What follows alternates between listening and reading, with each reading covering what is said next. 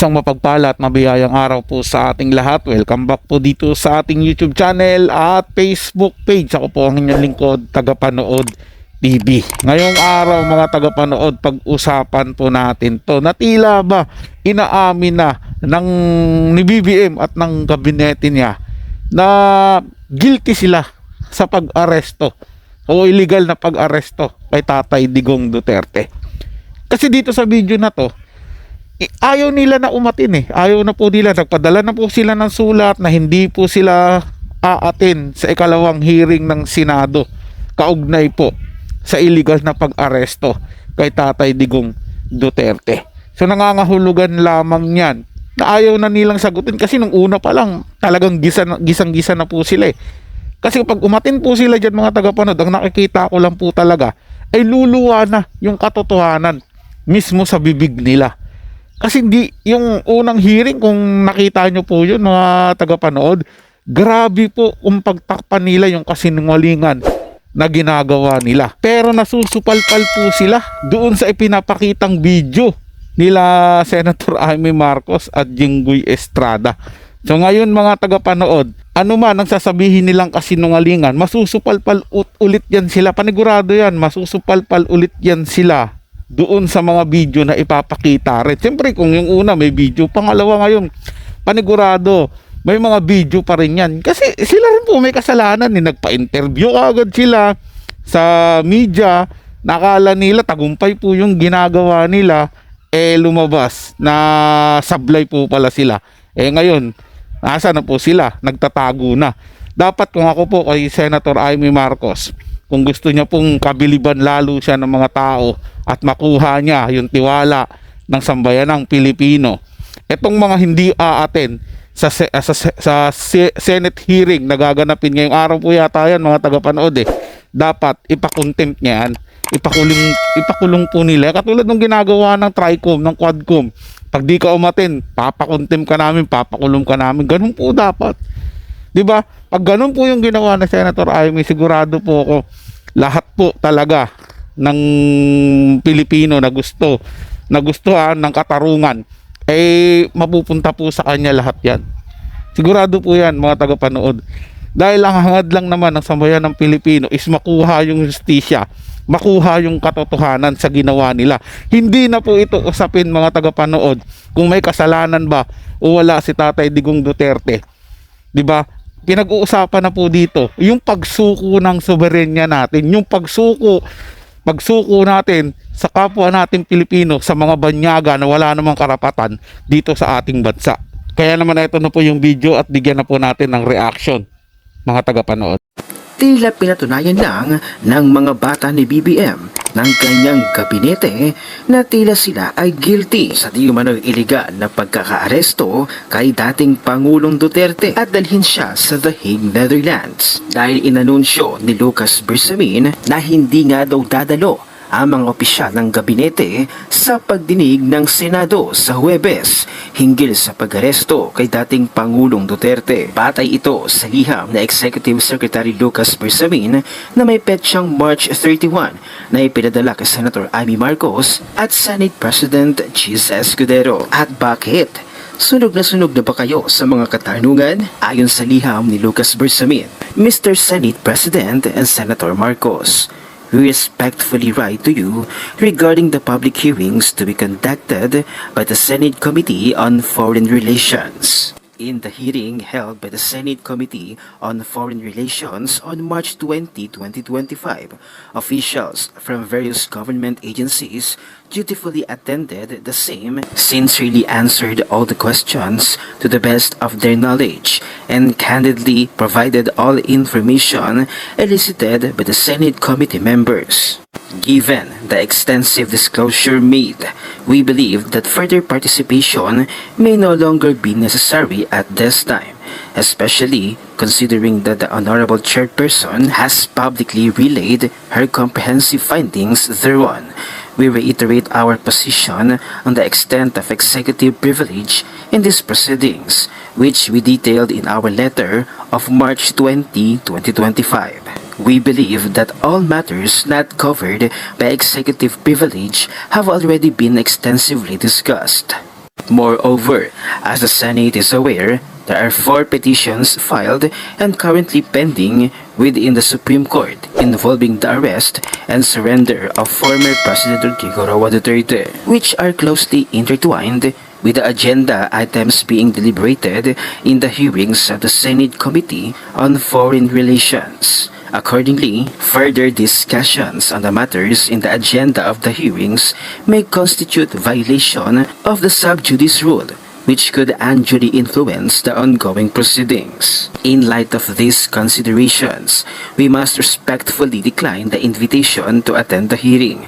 Nevertheless, we remain available to extend our full cooperation through other appropriate channels, should there be any further clarifications required within the bounds of the law. Very truly yours, Lucas Bersamin. Samantala'y tila mapapahamak pa ang presidente ng Pilipinas sa si BBM sa mga nagiging statement ng kanyang PCO Undersecretary na si Attorney Claire Castro. Ang tanong kasi ng media reporter ay patungkol sa 2025 National Budget or GAA, lalong-lalo na ang mga allegedly insertions. Habay si Auntie Claire, ang sagot niya ay hindi pa pala daw tapos i-review ni BBM, anak ng tokwa, na pirmahan at lahat. Mayroon nang ang kaso sa Supreme Court at pinasasagot na sila.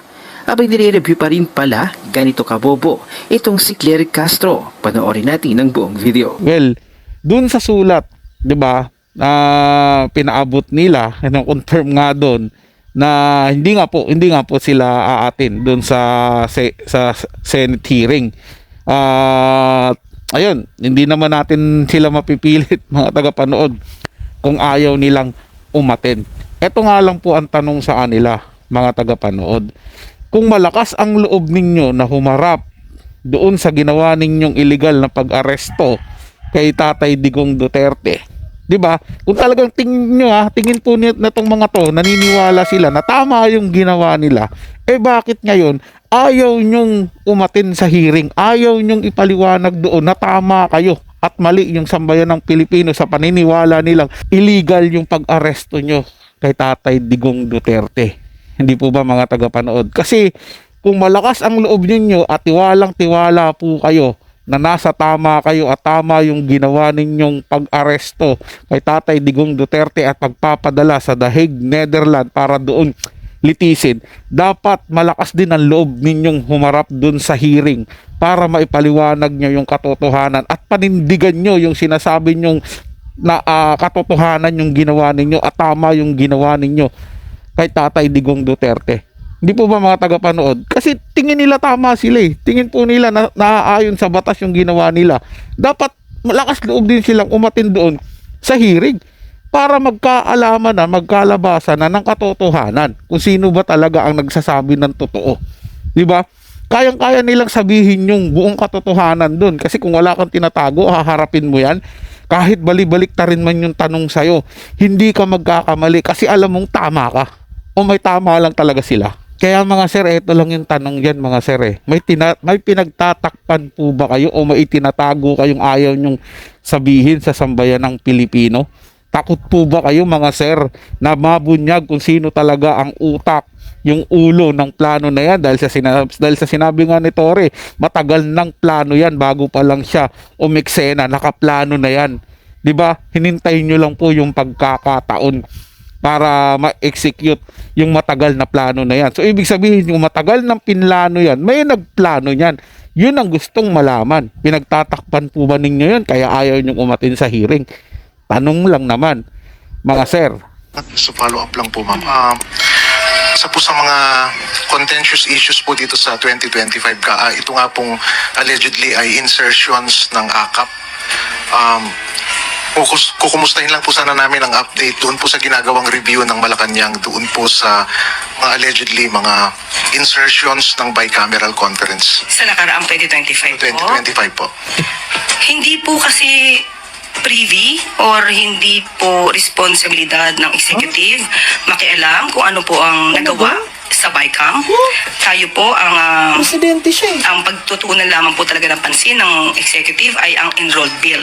Kung ano man po ang naging issue sa kanila kung mayroon man, yun po ay trabaho lamang po ng legislative at kung tayo makikialam sa kanilang gagawin sa pagbalangkas ng budget ay baka sabihin pong nakikialam at ito'y violation po ng separation of powers.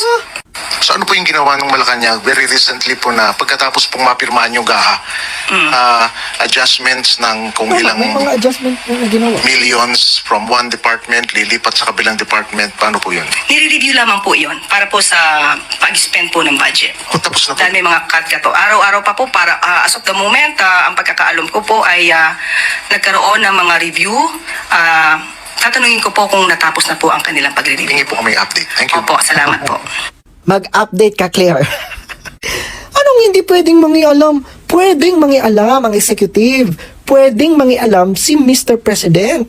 Lalo na, di ba, pag grabe ang daming mga kababalaghan doon sa budget, pwedeng mangialam. Presidente siya, oh. Grabe, no? Talagang, bakit pagdating sa mga kongresista at pagdating kay Romualdez, parang walang nagagawa, no? Parang walang nagagawa si Mr. President. Ngayon lang ako nakakita ng presidente. Wala daw magagawa sa ganyan. Mga tagapanood. Wala siyang magagawa kasi pinsan niya yung kumokontrol lang lahat eh. 'Di ba si Romualdez? Siyempre nga naman ako na bahala dito, insan. Natin to, distribute na lang natin ng tama yung hatian. Grabe to si Claire Castro, yun, ha? Parang yung sagutan niya, sigurado ba talaga tayong attorney to? Palingkera lang eh, di ba? Hindi mo mabibigyan ng respeto eh. Pero maganda yung ginagawa niya, ha? Na palihim niya ring nilalaglag yung Pangulo na pinagsisilbihan niya. Ayos yan, ayos yan. Parang lalong nabubuking talaga kayo ng taong bayan sa pinagagawa ninyo. O tapos sasabihin nyo na naman, fake news. Nanggaling mismo sa kanila yan. Sa bibig nila nanggaling yan. Mga tagapanood, di ba? I-review pa rin. Utik yan. Di ba nga, pinirmahan na yan? Review po, sabihin na natin walang pirma. Tagal-tagal na yan, ha? Review pa rin hanggang ngayon. Ano ba yung review? Kung magkano yung hatian? Ganun ba yung review? Grabe talaga ito mga tagapanood. Sana pupulutin yung Pilipinas. Wala na talaga.